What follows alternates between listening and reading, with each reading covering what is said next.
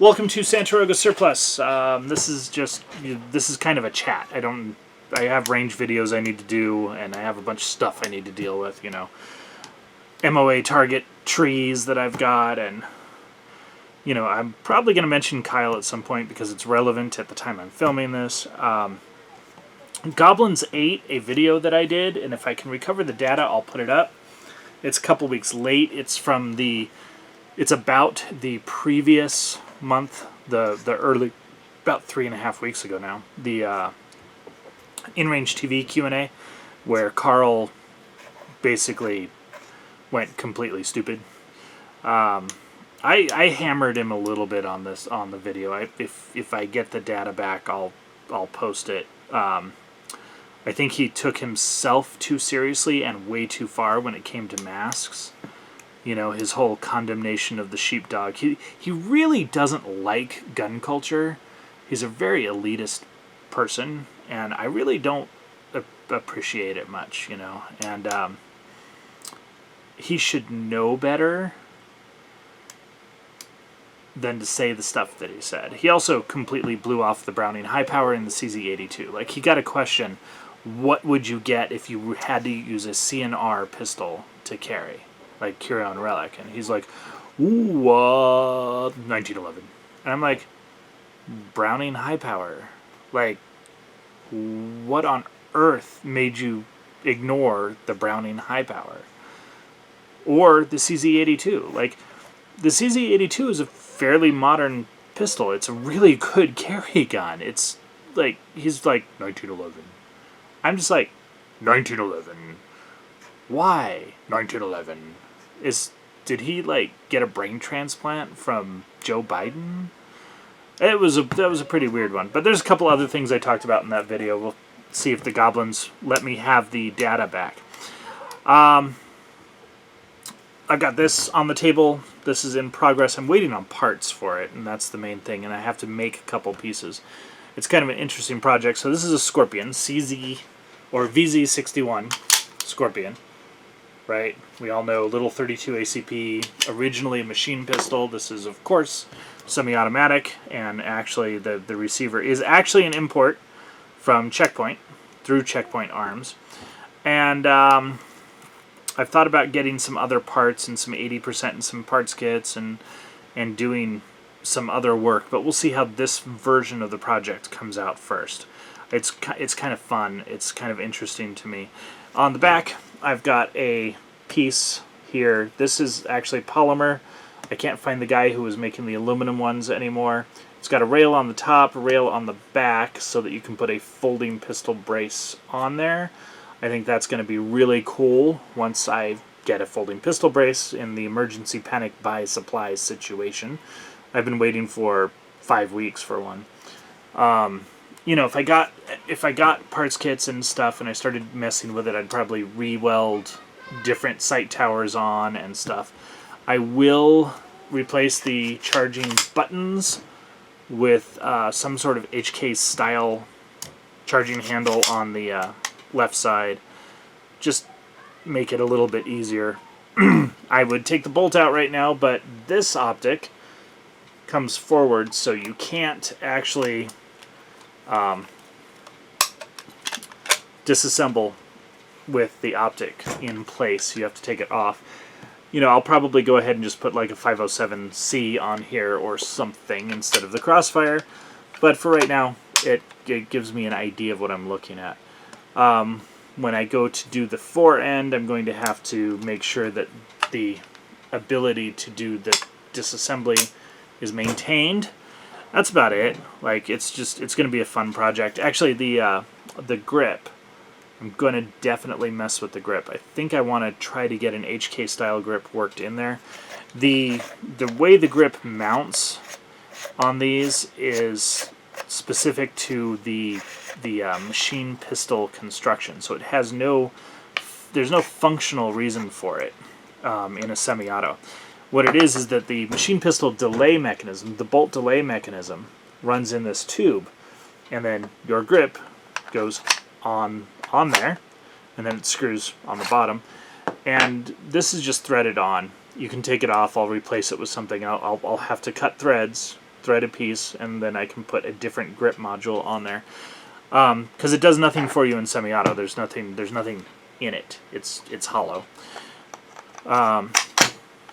So I'll do that. I like the wood thing, but I don't think I'm going to. This is not a wood and leather tactical kind of piece. So I have an AR project that I would really like to do with wood, but I have to work on that a little bit more. I need to find a carbine length wood handguard that I can afford with a matching A1 style grip that I can afford, and then I have to make sure it's unfinished in a lighter colored wood so I can use some plywood to make a blade brace so that I can get it all to finish the right way and match, and then I think it'll look pretty cool.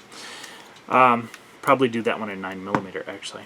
So that's just stuff I'm working on. There's always a project in the shop. There's always a lot of projects in the shop. I just got done with a Polymer 80 based build and milling out a slide for it, a G26 style slide, and so on. So, Kyle Rittenhouse, the kid who defended himself in Wisconsin? Yeah. Michigan? Whatever. I can't. Right now I'm actually getting Wisconsin and Michigan confused a lot because there's riots all over the place. So anyway, Kenosha boy.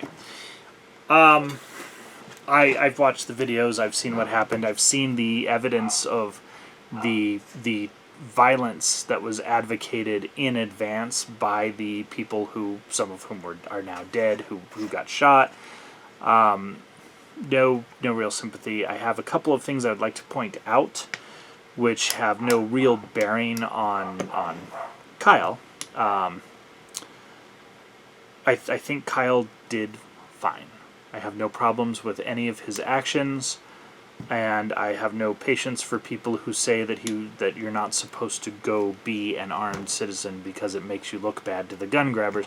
Gun grabbers don't care what you look like. They will manufacture the story. Remember, we were all domestic terrorists because of the Virginia demonstrations, which were peaceful. Doesn't matter. You're not going to improve or destroy your image.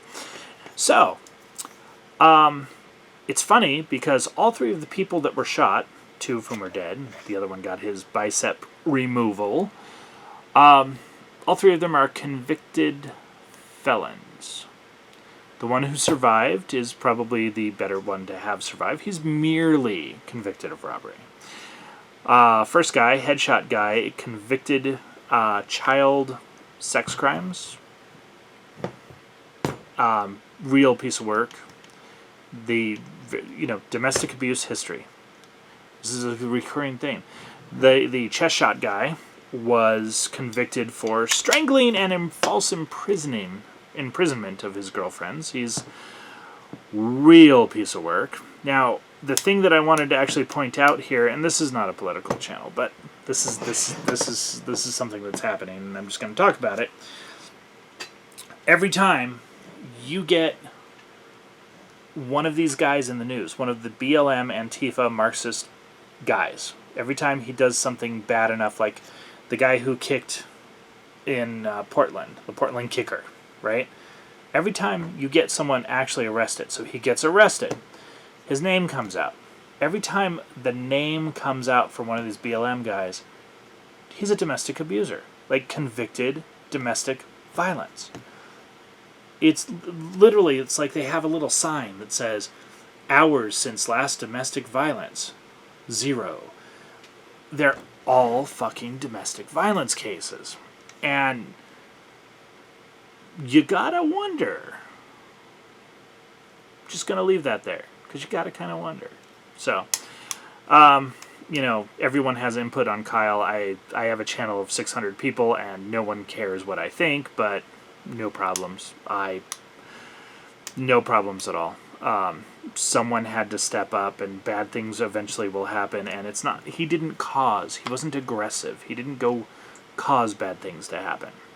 I saw Rosenbaum's, the first debtor, I saw his prior video interactions, or his prior interactions with people on video, and nah, the guy was a threat to life and limb just by being out there at the riots. And nah, like there's no, the evidence is there. He was threatening the lives of people well in advance. Okay, no way this guy, no, just no. So anyway, that's my take on that. I haven't got a lot else going on that's not kind of hard to film, like specifically with the gun stuff right now. I do have projects I'm working on. I'll bring some stuff out and show it to you. I should probably get more into some of the weird caliber stuff. There's a lot of 32 caliber stuff out there. 32 is not hard to reload. It's the ammo, I think you can still get the ammo on occasion, so that's a good thing. If you happen to see one of the M70 32 ACP pistols that Zastava has, I don't know, they're surplus, but Zastava, they're Serbian. Yugo pistols, they're not bad. They're not CNR, but they're not bad. They're a little tweaky to take apart. They shoot a little funny. They really are a good bed for customization. They could be really fun pistols, but they're kind of clunky as they are, but you can shoot them, you know. That's really the only other one I can think of right now. If you find a CZ50 or CZ70 for sale, you know, 32s are not a bad option. They are a real enough pistol to actually be useful.